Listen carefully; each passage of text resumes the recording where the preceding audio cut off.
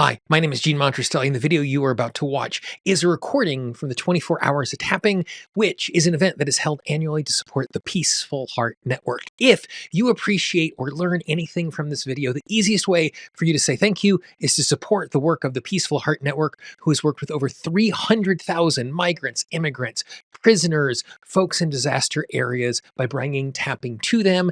As you watch the video, across the bottom, you will see a link where you can support their amazing work. And I hope you enjoy this conversation. Sue Beer and Emma Roberts are the co-founders of the EFT Centre in London. They were two of the first 10 practitioners in the world to be awarded the title of EFT Master by Gary Craig, and the founder of EFT. Sue and Emma are international trainers, presenters, and writers. They both have private online practices in London, which specializes using EFT to help people change and find meaning in their lives. They've worked together for many years and are renowned for the strength of their working relationship, as well as their skills as introducing seeming complex ideas with clarity and simplicity. They are passionate about their work and are recognized for their ability for profound change in an atmosphere of fun, lightheartedness, and love. Please welcome to the virtual stage, Sue and Emma. I think whenever we have conversations about anything, I think it's always good that we have common vocabulary. So I know it's vocabulary that we use all the time, but what do you all mean by self-sabotage? Like, what is the definition? What does that look like? How does it show up in our lives? Well, it can show up in all sorts of different ways. Actually, is the bane of a practitioner's life, really.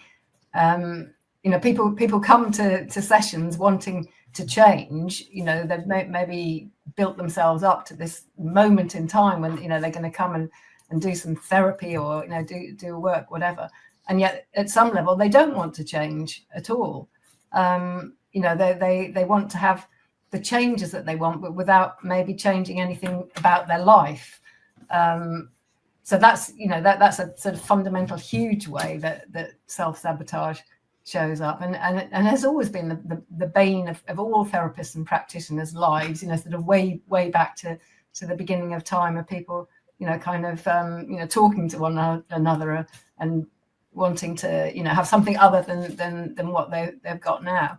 But I mean, it can be as simple as just saying, oh, I'm definitely going to do the housework after I finish this call, and then somehow or other I just don't do the housework after this call. It's a sort of mysterious thing in a way, self-sabotage, and it can take many forms.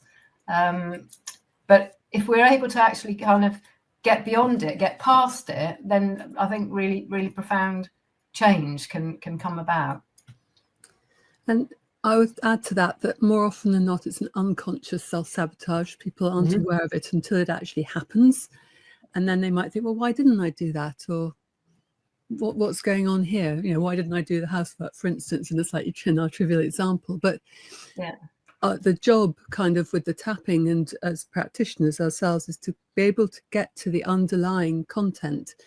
And it can be fear-based, it could be safety-based, it could be actually as simple as actually I really just don't want to, which is what Sue's just said. There's all sorts of different ways that we can stitch ourselves up. We get in our own way. Yeah, I think that's sorry, I was going to say, I think that's a really important point. It is usually unconscious, you know, or you know, subconscious would tend to you know, unconscious, because if it was something that we can easily change, you know, we really do just easily change things. We just say, oh, that's silly, I've decided I'm going to do the housework and now I'm not doing it. I'll do it after all. You know, it doesn't work like that. It's like you can also apply it to stopping smoking. Like, I'm definitely going to stop smoking on Monday, or stop vaping, or, you know, whatever. And then it doesn't happen, and it can be absolutely devastating when we really think that we're going to do something. We absolutely long to do whatever the thing is, and then somehow or other we can't, because it's not really under our conscious control. And as you say that, one of the kind of presuppositions that I work with all the time is this idea that if it wasn't for resistance to change already would have happened. Exactly. Yeah. You know, because what you're describing here is this sense where we're in a circumstance where the logically, the things that we want to do make perfect sense. I know what to do. I know why to do it. I know how to do it. I know the value of doing it in my life. So then once, for this hidden reason, we are not taking this particular action, all of a sudden it puts us in a circumstance. Now we get the opportunity to beat ourselves up for not doing the thing that was an obvious thing for me to do. Why didn't I start this earlier? Why wasn't it easier for me to do? And so now we get a bonus issue. You know, we get the, I'm not taking the action, we're getting, and the consequences of not doing that. There's the underlying resistance. And then there's me taking, being really hard on myself because it's such a clear and obvious thing for me to be doing. I need to be doing my taxes. I need to clean my room. I need to reach out to that person, whatever those things are, that all of a sudden I need to quit smoking. I know the dangers of smoking. Like it is not as if no one doesn't know that at this particular point in history. And then we find ourselves grinding in that particular way. Yeah. I think you're spot on there, actually, because I think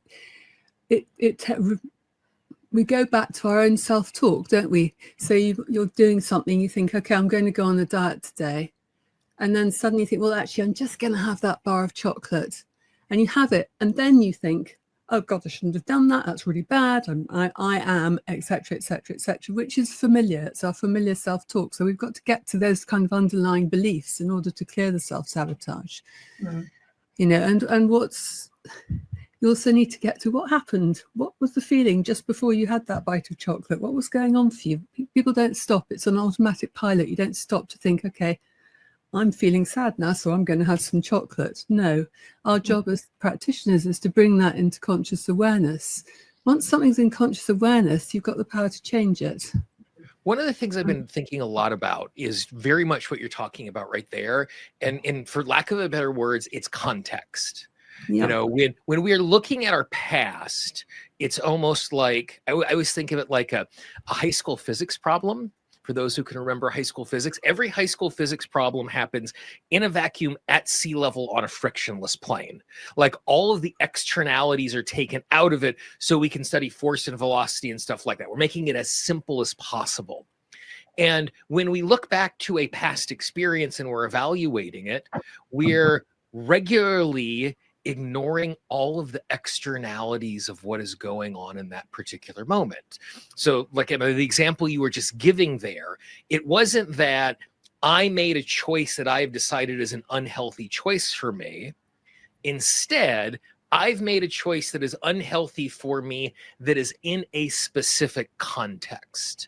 I was super, super emotionally charged and my system was just looking for relief, and it knows an easy relief is changing my biochemistry by eating. And it's often not chocolate. It's often really crappy chocolate that is filled with all sorts of other chemicals and things like that. And that is the thing that is creating like very few people when they are emotionally eating are going for the really good stuff. We're going for the crap that is just going to like take care of it very, very quickly. And so that it becomes harder for us to, analyze something from the inside out, because all I'm looking at is this is what I wanted to do and I didn't do that, therefore I've made a mistake. So much so, like I have a rule in my own life that if I have a task that is on my to-do list that gets moved 3 days in a row, when I move it the third time, I then have to schedule an appointment with my practitioner. Yeah, what's going on? Because it's something that, again, that is so happening in the background that, I think about this stuff all the time. I obviously tap all of the time. And if I'm in a circumstance where 3 days in a row, I have not been able to unearth this on my own, then it means something it is that I am blind to. Either I'm not recognizing the context, I'm not recognizing the story that is firing off, that is having me either reach for an action that is unhelpful or avoiding the action that is helpful as we engage with this sort of stuff. Yeah, I think that is very wise, actually, because the point of working with somebody else is to help you get at the blocks, which are back to the unconscious blocks. Otherwise, you would be able to get past that yourself. So that's one very sensible way of doing it. I think in terms of when we're working with ourselves, one thing that is really interesting is, you know, how do we actually do that avoiding of the thing? Because it seems like autopilot, doesn't it? You know, you get to day one and it's kind of like, oh, you know, I just haven't done that. Day two, oh, I haven't done that. So day three is like, you know, better book in my session. But something must happen. We must have some kind of a thought which we then cancel out, or we've got the intention, you know, the motivation to go do the thing. So something or other has to come into play to knock that kind of out of being, you know, next step is that you actually do the thing. So that question, you know, how do we do that? You know, what has to happen? And if we can, you know, if we can actually break that down, or if I was working with somebody and helping them to get past a block, you know, there must be something that we internally, we either say to ourselves, that we see, maybe, you know, in the form of a picture, or some kind of feeling, like a body sensation, you know, even if it's like a feeling, you know, and then somehow we just avoid it and maybe go on to something else on the list. But something has to happen. That doesn't happen by itself. It doesn't happen, you know, kind of by magic.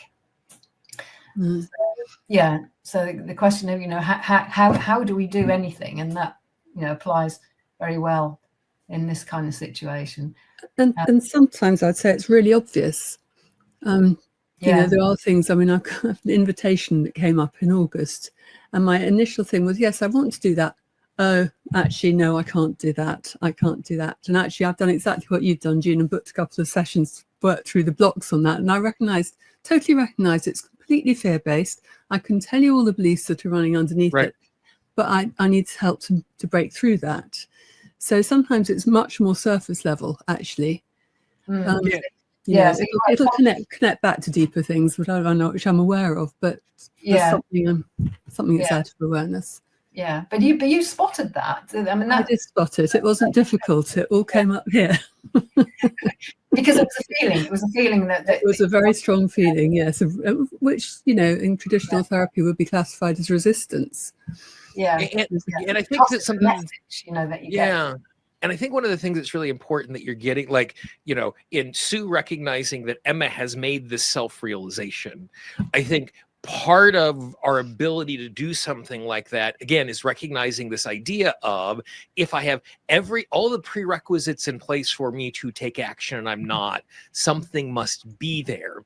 And so there's this evolution of thinking of ourselves as transformational beings, instead of going, I didn't do that, stupid, going, I didn't do that, I wonder what is going on here. And then sometimes it's something that's super embodied and you feel it immediately. Other times, you know, because like we think about, like, you know, it's fight or flight. Well, there's fight, flight, flop, freeze, you know, like there are all of these ways. And one of the ways that we keep ourselves safe is we disconnect from the thing that is in front of us. And so if I'm completely disconnected, I don't have the benefit of, like, that sensation that you just described showing up in the middle of your throat or the middle of your chest.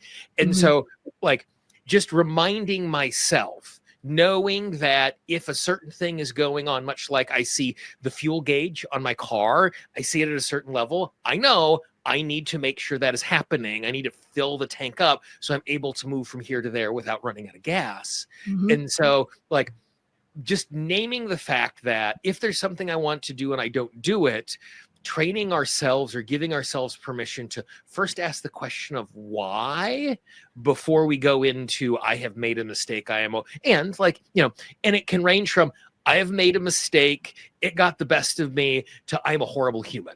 Like we can cascade emotionally to that particular place, which then makes it even harder for us to clear as we're, like, leaning into it in the moment. Yeah, I mean, we very often do go straight to, you know, I am a horrible human being. You know, I am a complete monster.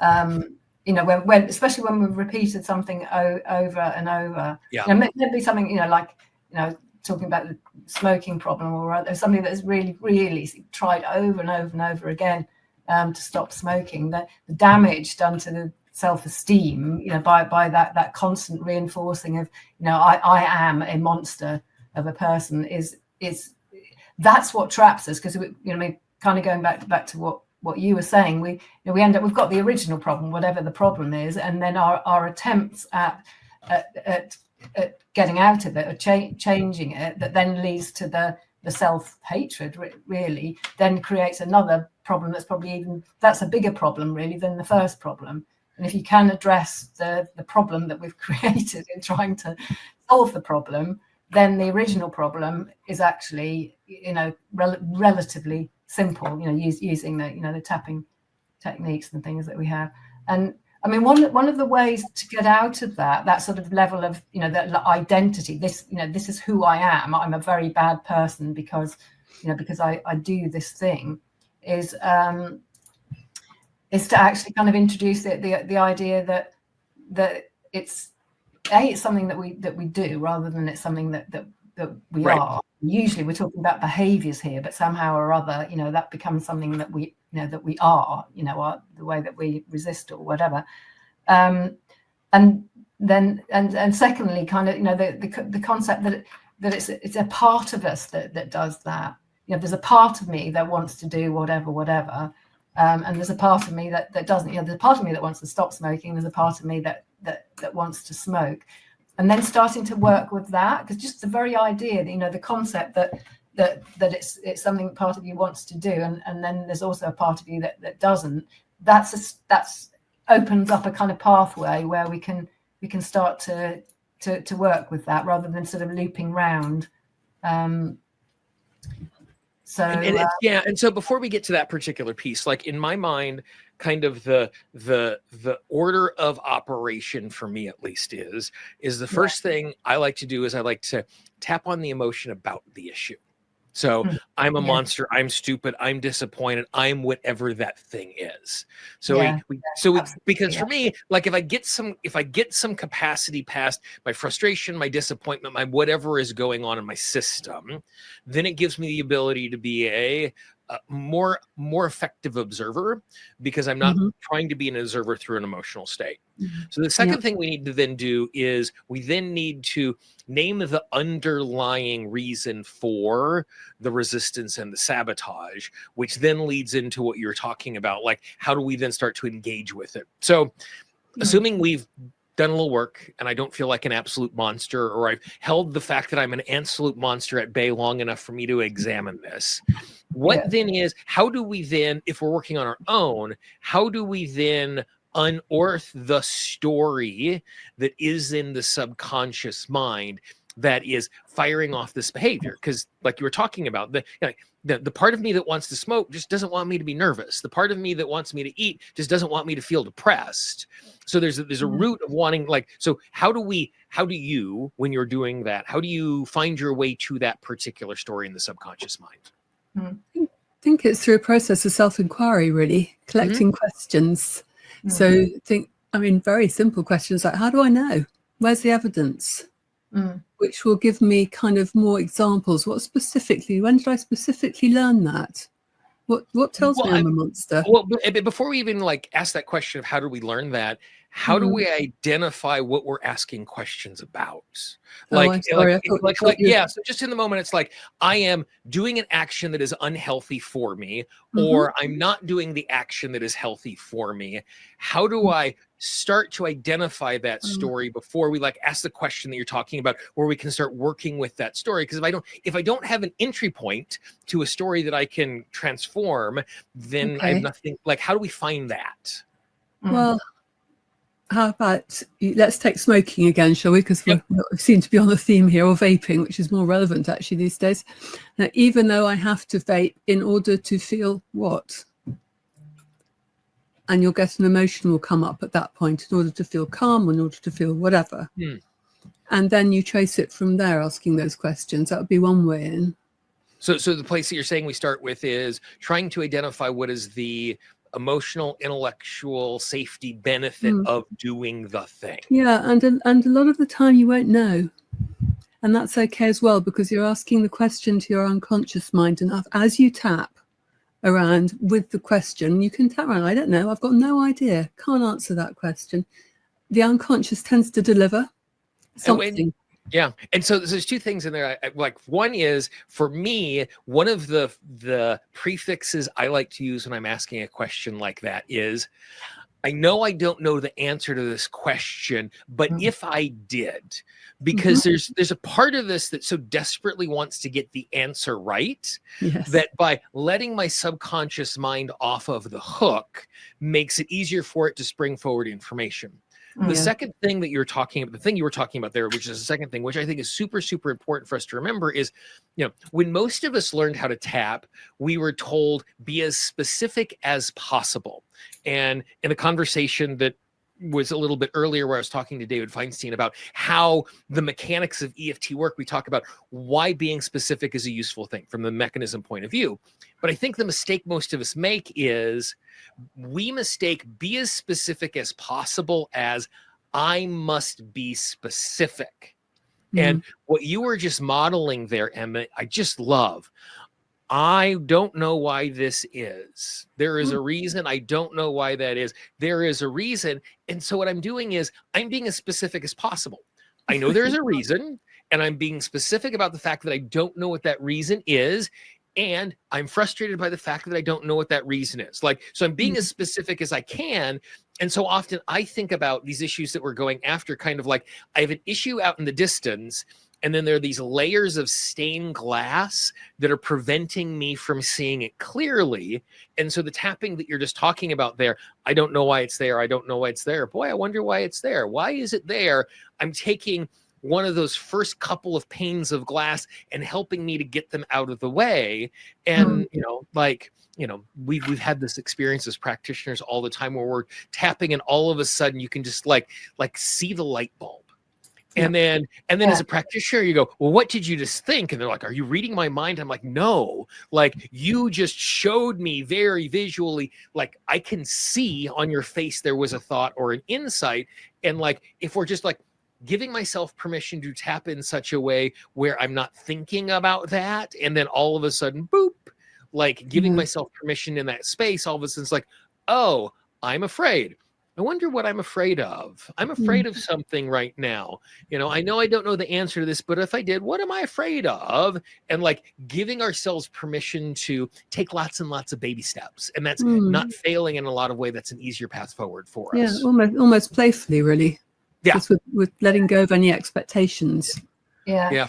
I would use the word curiosity. If I just show curious, it's so much easier. Absolutely. Yeah, I think that the idea that we have to be specific, that we should be specific is that's actually going to get in your way if you kind of take that on, wholesale, because we become specific, but actually, to use the technical term, beginning globally. If we are thinking globally and feeling globally, we haven't got a clue why we're not doing something, because back to self-sabotage, this is about not doing something that we want to be doing. That is where we have to start. And the idea of curiosity, I wonder why I can't fix this. I wonder why I can't get past this. Tapping while asking those kind of questions, and the answers do come through. It's literally like putting a search into Google, and then these days, obviously, if you do a Google search or other browsers are available, you get a kind of instant answer. But you remember when you used to get much more of a sort of whirly thing? Well, with our tapping, we're kind of at that stage where we don't get an instant answer usually, but something will come through.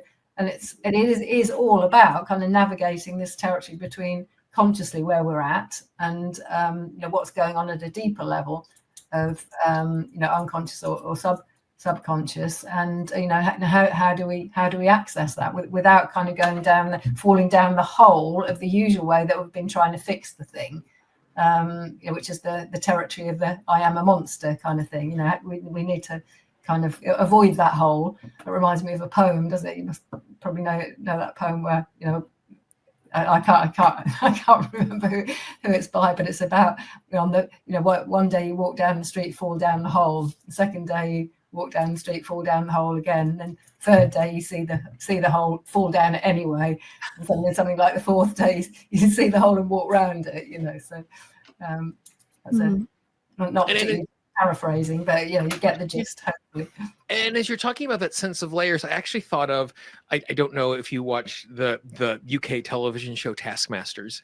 It has been the balm of my soul recently. It's a silly game show where they get 5 comedians on there for over the course of an entire series, and they put them through a whole bunch of creative and physical challenges, and it's just silliness. Like, there is a winner, but no one really cares about the winner. But for the current season 19, which is going on, one of the promotional things they did is they had all 5 contestants sit down at a computer. They went into Wikipedia and they chose a country, and they went to the page of the country, and the challenge was, in the fewest clicks possible, get to the Taskmaster Wikipedia page. And they couldn't search, and they couldn't leave Wikipedia. And so it became this, okay, I'm in Greece, therefore I'm going to then click on Europe, which allows me to click on the UK, which is going to click on culture, which is going to click on television, which is going to click on channel 4, which is going to click on comedy. And like finding this way of just like not having to go from point A to the end in a single step, but giving ourselves permission to going, okay, what is the next closest thing to what is going on? You know, I have a feeling in my body. Okay, what's the next closest thing? Well, what does the information that the feeling in my body has? So the story has told me something. What's the next piece of information that comes after that particular story? And like one of the kind of pieces of vocabulary I've been latching onto with my students recently is this idea that every single time we sit down to tap or use any other modality, we want total, instantaneous, eternal transformation. Like that is what we want. And on some level, we are dissatisfied if we don't have total, instantaneous, eternal transformation. Yeah. And I love the reminder that you're giving us that, like, it's okay to only have as much as what we have, and use that, because as much as what we had is going to lead us to the next thing. And we're just going to slowly get closer and closer and closer to the target as we're working on it. Yeah, absolutely. So then as we work our way in, one of the things that you said earlier, as we were I kind of derailed the conversation for a moment to take through some of the steps, was this idea that you were mentioning, Emma, earlier, about how, like, when we are doing this behavior, either I'm doing the unhealthy thing or I'm avoiding the healthy thing, there's 2 parts to that. There is the part that wants to do it, and there's the part that doesn't want to do it. And I find it's really useful to acknowledge the intention of the part that is making the poor choice. You know, sure. I don't appreciate the fact I'm choosing to smoke a cigarette. I can appreciate the fact that my system wants to regulate my emotional system and it wants me to feel better. It just happens to be using a tool that is unfunctional. And it's possible for me, when I'm tapping, to affirm the intention of what is going on without infirming the action. You know, it's like a kind-hearted incompetence. It only wants what's best for me. It just doesn't have really good tools as we engage with that particular thing. And so, like, as you are working on your own, you're working with clients, how do you engage with the part that is causing us to take the unfunctional choice? You know, either making the unhealthy choice or avoiding the healthy choice. Okay. Do you want to answer that, Sue, or shall I? Yeah, I can. I thought he was asking you, but yeah. I'm asking either of you. Yep. Yeah. Okay. Yeah. Okay. Yeah. No. Well, the first question up front really is that actually kind of talking directly to the part. So what does that part want for you through doing the, you know, whatever the thing is, or through the not doing whatever the thing is. That's positive, because we have to be, well, say we, you know, as we value the not doing of something at some level. So it's kind of like making friends with the part. So we sort of separated it out from the I am just a monster to there's a part of me doing, you know, whatever or not doing, and generally that question will come as a kind of, oh, a bit of a surprise, because it might be something like it's it's keeping me safe, so it might immediately come as a sort of thing, sort of, oh, that's kind of positive, it's trying, it's trying to protect me, it's trying to keep me safe. So that sometimes that's a big shift in its own right. And then we might then need to tap on, maybe feelings of sadness or something like that, come through, whatever. Or it might be, something that comes through that's negative. What's that part doing? Well, it's not doing anything positive. It just, it just doesn't want me to have anything. And then you tap with that. I can't have anything. I can't have what I want. Or you might start with the setup that even though I can't have anything, and then that starts to take us into possibly really useful territory at a deeper level.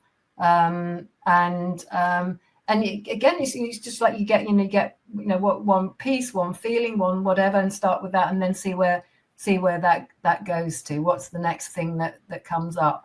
And often there's a kind of pathway that opens up once we're able to. We've got to shift something that stops us falling into the I'm a monster hole, and then just follow whatever it is that comes through at that point. But at some level we are always valuing the behavior that is the self-sabotaging behavior, whether it'll be doing or not doing whatever. At some level that is that's doing something for us. We're valuing it in some way. There's a benefit in it that we're just not really aware of at a conscious level. And quite often it relates to something like not wanting to succeed. We're actually afraid to succeed. We're afraid to shine. We're afraid to make ourselves vulnerable. And we're afraid to actually go into that territory of working with that, which is why we have to sort of kind of sneak up on it.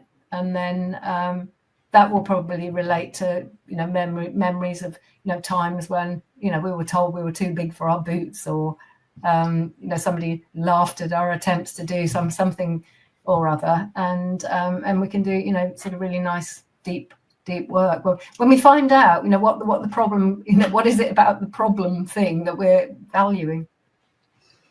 And there's the two things I want to grab a hold of. One is kind of a side thing that I wanted to stick a pin in. You mentioned this idea of sadness, and I think it's important for us to recognize the fact, oftentimes when we are having relief, sadness is part of that. Like, it is super common to, when there is this small or big release, for sadness to follow, because there's a part of us that goes, oh my gosh, I've been carrying this thing that is unuseful. And we start to recognize squandered time or opportunity or space or getting something done sooner. And so I just wanted to flag that, like, if someone's tapping on something like this, and all of a sudden this huge wave of sadness comes up, not to be surprised by that. Not that it happens every single time, but for us to be in a circumstance where we're just acknowledging, like, oh my gosh, I haven't been acting in a way that has been useful for me for such a long period of time. It makes sense. It kind of feels that way. And I think that's really important, because that then leads to self-compassion very often. Absolutely. Yeah. Which is kind of key, isn't it? It's where you need to be getting to self-compassion, and therefore self-acceptance and a total reframe. So sadness is a really important step towards that. In fact, the two things can happen together. I think often they do, really.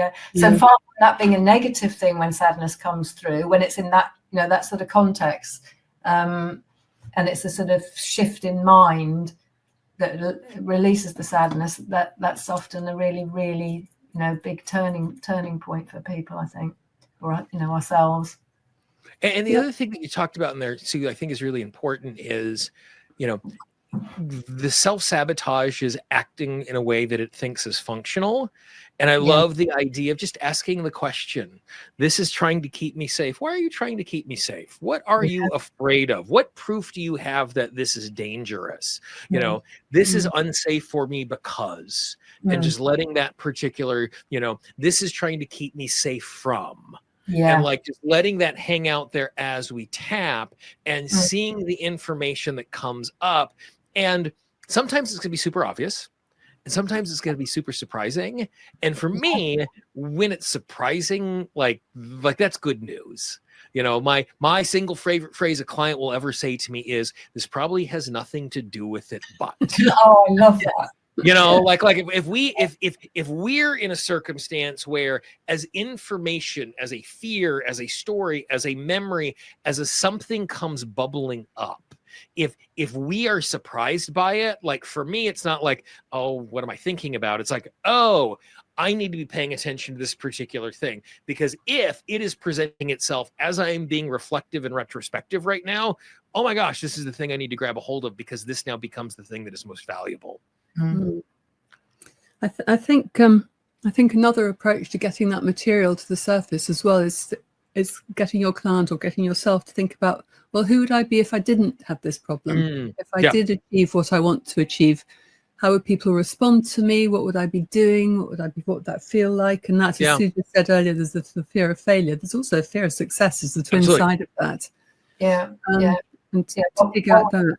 What would I have to do if I got over this problem? You know, that those kind of things. And how would people relate to me? Would people not love me anymore, or whatever? I mean, we can stitch ourselves up in so many ways with that, but to vividly imagine being or having or doing what it is you want to do or be or have. What's the kind of the yes but, or in EFT terms we would call them tail enders.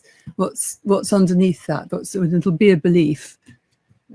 And then you trace your belief back to, okay, so I believe this. When did I learn it? Come back to those questions again. So it's all roads lead in the same direction, really. It's just how you access them.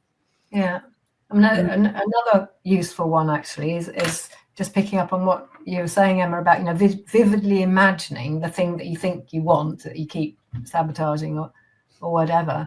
And often, you know, when I work with clients, they can't actually see themselves as, you know, they think they want to be, and tapping with that, just with, you know, with those words, I can't see myself like that. I can't see myself having what I want. I can't see myself, you know, at that weight, or, you know, whatever it is, you know, I can't see myself being vulnerable, and something comes through. It's like some, you know, another thought, another feeling, sometimes you know, a memory or something. You don't know. I mean, you just, you know, kind of always just in the moment, going with what comes up. But something will come through.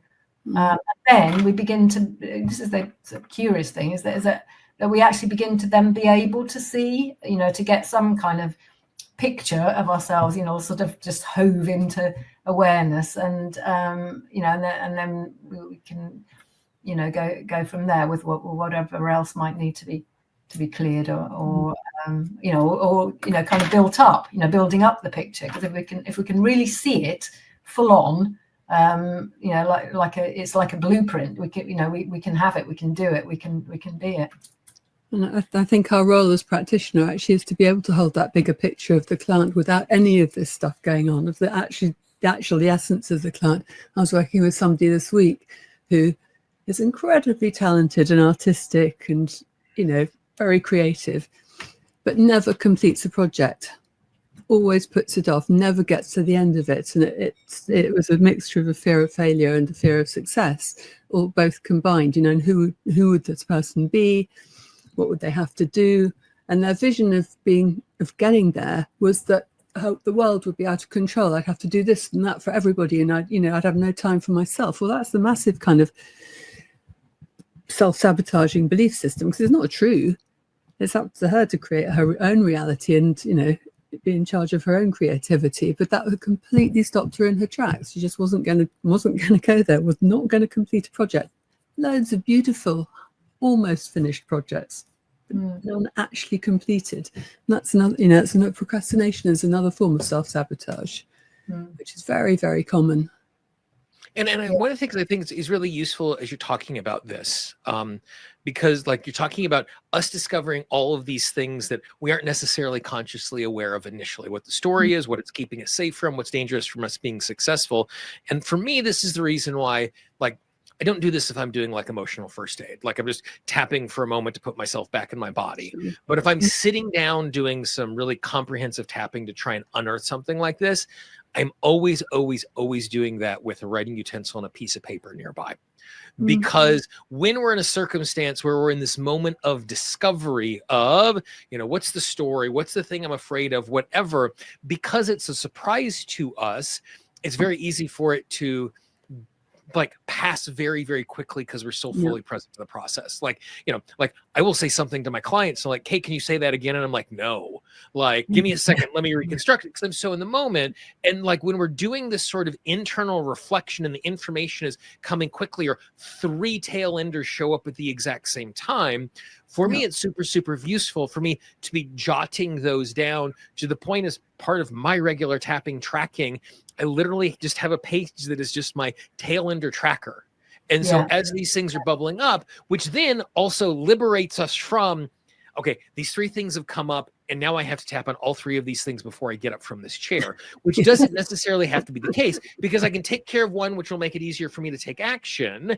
And I recognize those other stories are still kicking around inside of there, so that when I come back for my regular Saturday morning tapping, like I like to do every single week, where I'm kind of doing some bigger picture stuff, I now have this menu of things that I get to choose from. Because like the easiest way for me when I sit down to tap, not to tap, is not to know where to start. You know, like I go, I guess I don't need to do that. But if I'm sitting here and I'm going, oh, I identified this week, blah, blah, blah, blah, blah, awesome. I'm now going to tune back into that sense. Why is it unsafe for me to put myself out there? And it's also great to look back on a couple of months later to see where you were and where you are now. You know, that's really validating. You know, and then there's actually, so for me, there's 3 benefits. Number 1, I stay on track. Number 2, I get to see the progress. But for me, number 3, it also gives me the ability to recognize when there are reruns. You know, a number of years ago, over the course of a month, I had professional jealousy come up 9 different times over the course of the month when I sat down to tap. And that is not something I ever would have imagined was a significant thing. I certainly know what it's like to have those pangs of jealousy and feel like, oh, I'm working harder than them. And like that comes and goes for me. But to all of a sudden go, oh, we've hit that particular note multiple times in the last month. Now it's not just, oh, this is a story that comes up. This is something that is bigger, that it's not about me self-sabotaging this. It's a big thing. And one of the consequences is the self-sabotage here, and recognizing there's something else that I need to be going after when I'm doing this sort of thing. That's, I really, really like that. So self-sabotage is the consequence of the bigger thing that's going on. And and if it's showing up 9 times, that's saying hello. That's right. You know, but the thing is, you've got to spot it. So what you're saying helps you spot it, doesn't it? Because otherwise it's kind of just there and gone. Otherwise, it's could just be like a fleeting thought, and you put, you know, and it's also probably a thought you don't want to be somebody who has that professional jealousy. So it's a thought you dismiss instantly. But if you write it down, it's 9 times, you can't dismiss it, can you? So that's really... and again, it's no different. Like for me, it's no different than my rule about if I move something 3 days in a row, I have to sign up for a session with my practitioner. For me, and again, this is just how my software works. Y'all who are listening to us, you might not be in this particular circumstance, but I do a really good job when I've rules and regulations. Like it's easier for me to manage, where like if I'm just moving something on my to-do list at a certain point, like, oh, this has become too much, I'm frustrated at the outcome. But for me, like me being frustrated by my self-sabotaging behavior comes much later than it already having really big consequences in my life. Absolutely. I don't think you're alone with that. I think that, you know, that's what really, when we talk about working with self-sabotage, it's not really the self-sabotage itself, because if we actually deal with the underlying stuff, then that's nothing. It's the consequence that no longer needs to be no longer needs to happen. So you can have self-sabotaging thoughts and still go ahead with something, but it's white knuckling it, and that's not what we're about either. Yeah, exactly. Well, and so for me, like, like when I'm tapping on something, like my goal is not, if I'm using a suds level, to get it to 0. My goal is to reduce it enough so I can take comfortable action. Yeah. And sometimes for one-off things, getting my resistance to a 7.5 is enough for me to white knuckle my way through it, and that's okay.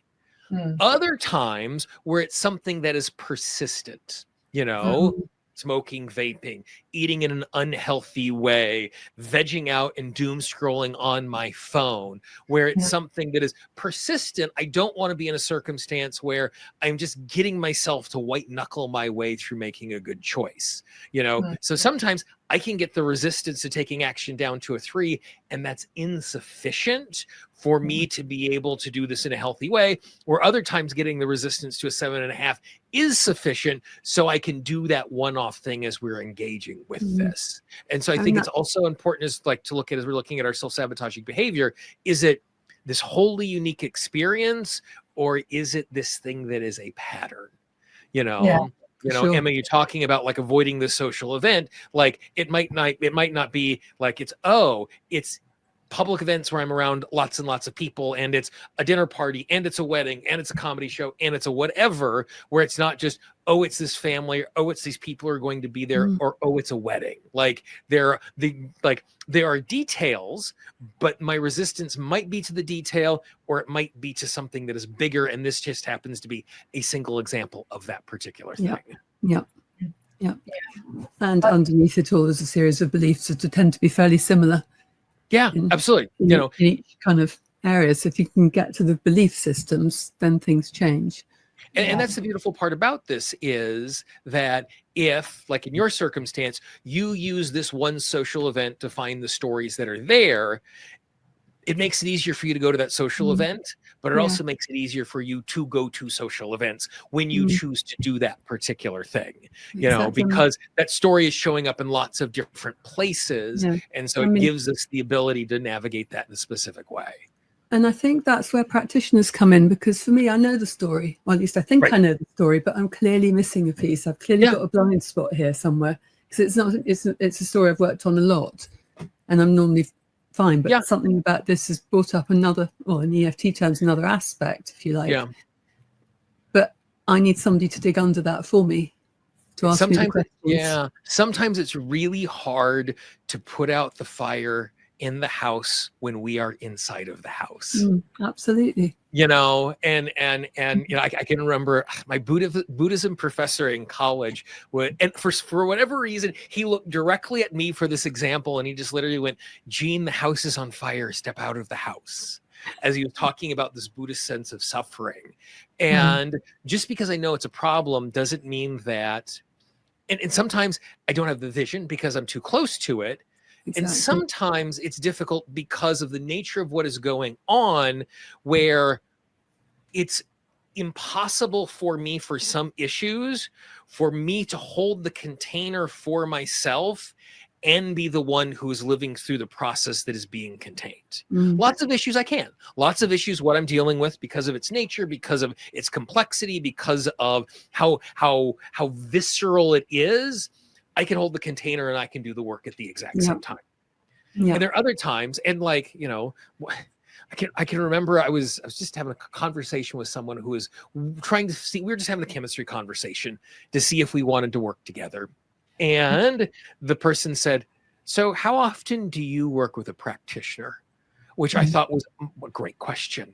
Because what they were saying was, like, they were looking for someone who was self-aware enough to know, even as a skilled practitioner, they needed to be reaching out to someone else. And so I think it is an encouragement to, hear, like Emma, you are one of the people in this field who I admire as much as anybody, and have done for over a decade and a half. And to hear you humbly saying, "And I got to reach out for help because this is even too big for me," like the two of you think about and have thought about tapping as much as any human on the planet, and to be in a circumstance where like you're recognizing that thing. I think that is affirmation. It is good for all of us to hear, to know that is the case as we're engaging with this sort of stuff. Yeah, I think at times it's really important. Yeah. I think. Yeah. Yeah. It just shows that it's it's an ever evolving journey, isn't it? Emma's obviously done a huge amount of work on herself, over time, and still things come up, but they're not really it doesn't mean that you'd never get off the starting blocks. You're just looking at things from a completely different kind of perspective, or it'll be an aspect of something that you just wouldn't have been able to get to at any point in time before, because now it's time, and it's come on the back of everything else that's already kind of in place, or has already changed or healed or whatever. Yeah, and talking about parts of ourselves, there's a part of me that finds it absolutely fascinating. Yeah. So where's this coming from now? How did we end up here again? How did we end up here this time? Exactly. But I can't get underneath it. So anyway. Yeah. My buddy Bob Rice 20 years ago recorded a song called Unfinished, and it was basically about wrestling with the fact that as a human, the lived experience is going to be unfinished. Like as we're doing this work, and it's not because like I have this infinite number of issues, but as I clear issues, I decide that I want to try new things. I want to be in different spaces. I am, to say the least, in a world that is dynamic, where even if I found myself safe and comfortable in a space, like I am sharing a planet with 8 billion people of free will. And so there is this constant sense of change. And so it doesn't mean that like, oh my God, I have this laundry list of 80 billion things and I'm never going to get to the end of it. But like, at least for me, it's, I'm not satisfied with transformation. It's not that I'm unsatisfied with it, but I'm able, like, one of the other things I've been wrestling with a lot lately is this idea that like, so often we think about being of two minds as being a bad thing. It's, I could do A or I could do B and I'm of two minds. I find like for some things, it's really useful for me to be of two minds. I can be appreciative of exactly where I am, and I can recognize growth is still a possibility for me at the exact same time. And so as we recognize our unfinishedness inside of this, that doesn't mean that our lived experience in this moment is bad, and it doesn't mean it's not rich. It can be great and it can be rich. And we can also recognize these places for growth and transformation simultaneously. It's not an either or scenario as we're engaging with this. Yeah, sure. That's why perfectionism is another self-saboteur, isn't it? Yeah. Thinking we have to be perfect, Yeah. But I mean, we almost kind of relish digging out another thing, that's like, I wonder why I can't get past that. Because we know that we have the tools to clear it, to move past it, and whether that's we can do that on our own or working with somebody else. It's sort of like, oh, yippee, I've unearthed something here. So you have a whole different approach. Once you get past the sort of the initial, when you think at the beginning point of never having done any kind of work on yourself whatsoever, we think everything is set in stone. We think that I am a monster thing. We actually think we are a monster. I mean, it's in the last 20 years or last 30 years, like we've realized that neuroplasticity is a thing. Like in our lifetime, like there's a reason we think these things are set in stone, because like in our lifetime we were taught, don't drink alcohol because you have a limited number of brain cells, you kill them and they never come back. And there was this story that once our cortex is formed, we're done and we're stuck in that place. So what you're saying, Sue, like should be really a real encouragement to us is to go, each time I discover something, I discover it with the lens to know that it is transformable as I'm engaging with and that's a whole different thing. That's like looking forward to kind of breaking through this piece of the the kind of the illusion, if you like, and then we what I'd sort of want to encourage people to think is that being able to sort of go deeper and dig a bit deeper and not just kind of be satisfied with white knuckling it because you brought the intensity down a bit. you know, the value in that is that you just become sort of stronger and stronger and more resilient, and problems aren't really problems, they're sort of observations about yourself, right, that are kind of interesting, you know. So you know, that's definitely, you know, what happens. You just sort of change really from your whole kind of, you know, concept of, you know, of what problems or difficulties are, can change through well, using tapping as a tool. It is amazing. I keep forgetting it is amazing. Absolutely. It's so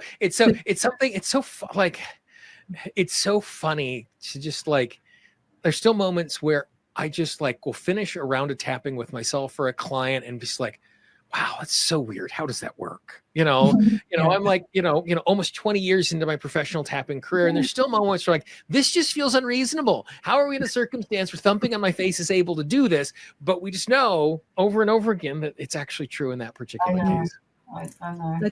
And just to say to anybody who's sort of starting off on their journey with this, it's about starting where you're at. Just go with what's in your mind at the moment, and then use some of the questions that we've been mentioning between the three of us today to get yourself deeper into it. But initially, just go with I'm self-sabotaging. I'm doing this. I don't want to do it. Yeah. Do it whatever's there. Say it as it is. Don't try and make it pretty or nice or, you know, just say it absolutely as you're thinking it. Yeah, and then just notice what comes up, you know, what comes up in your body, what comes up in your thoughts and your feelings, and then tap on that and keep going.